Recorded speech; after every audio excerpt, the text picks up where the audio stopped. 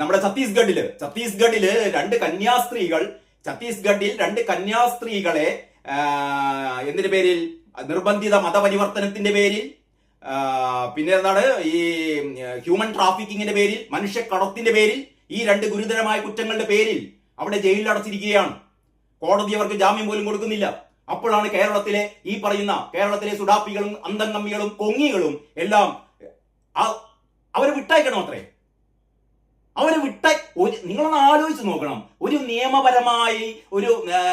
നിയമപരമായ സംവിധാനങ്ങളിലൂടെ കടന്നു പോകുന്നതിന് പകരം ഇവരിവിടെ എന്ന് പറയാണ് കന്യാസ്ത്രീകളായതുകൊണ്ട് ഇതൊന്നും ചെയ്തൂടെ, കന്യാസ്ത്രീകൾ ഒന്നും ചെയ്യില്ല, അല്ലെങ്കിൽ ഒരു ക്രൈമും കന്യാസ്ത്രീകൾ ചെയ്യില്ല എന്നാണോ നിങ്ങൾ പറയുന്നത്? ഇവിടെ എത്ര കൊടും ക്രൈം ചെയ്ത ഈ മത പുരോഹിതന്മാരെ നമ്മുടെ കേരളം കണ്ടിട്ടുണ്ട്. അഭയയുടെ കഥയൊന്നും നമ്മൾ മറന്നിട്ടില്ല കേട്ടോ. സിസ്റ്റർ ജസ്മി നമുക്ക് മുമ്പിൽ ജീവിക്കുന്നു.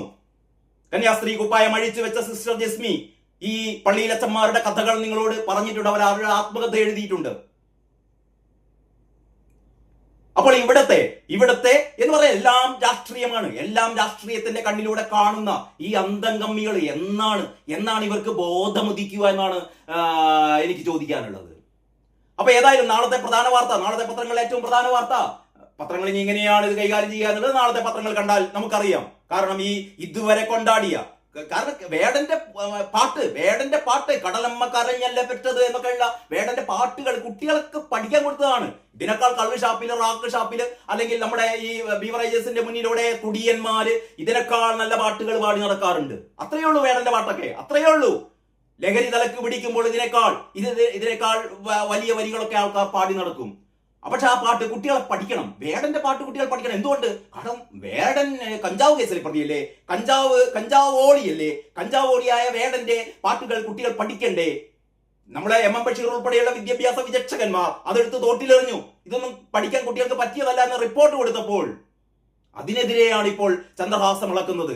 അതൊന്നും പറ്റില്ല, ആ എം ബഷീർ പറഞ്ഞൊന്നും ശരിയല്ല, അതൊക്കെ വൈസ് ചാൻസലറുടെ ഇംഗീതത്തിനനുസരിച്ച് കൊടുത്ത റിപ്പോർട്ടാണ്. വേടനെ പഠിക്കണം, ഇനിയും പഠിക്കണമെന്ന് പറയാം തങ്ങമ്മികളെ.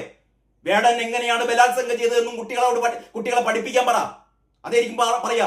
വേടൻ ഒരുപാട് പെൺകുട്ടികളെ ബലാത്സംഗം ചെയ്തിട്ടുണ്ട്, അത് നല്ലതല്ലേ? എങ്ങനെയാണ് വേട ബലാത്സംഗം ചെയ്തത്? എങ്ങനെയാണ്? ആദ്യം ഉമ്മ വെച്ചു, പിന്നെ എന്തൊക്കെ ചെയ്തു? വേട പറയൂ. ഇതൊക്കെ കുട്ടികൾ പഠിക്കട്ടെ എന്ന് പിണറായി സർക്കാർ പറയുന്ന, ശിവൻകുട്ടിയുടെ സർക്കാർ പറയുന്ന അധമമായ ഇത്രയും വൃത്തികെട്ട നെറികെട്ട തെമ്മാടി ഭരണത്തിന്റെ ഏറ്റവും അവസാനത്തെ എപ്പിസോഡിലൂടെ നമ്മൾ കടന്നു പോകുമ്പോൾ ഇന്നത്തെ വാർത്ത എന്ന് പറയുന്നത്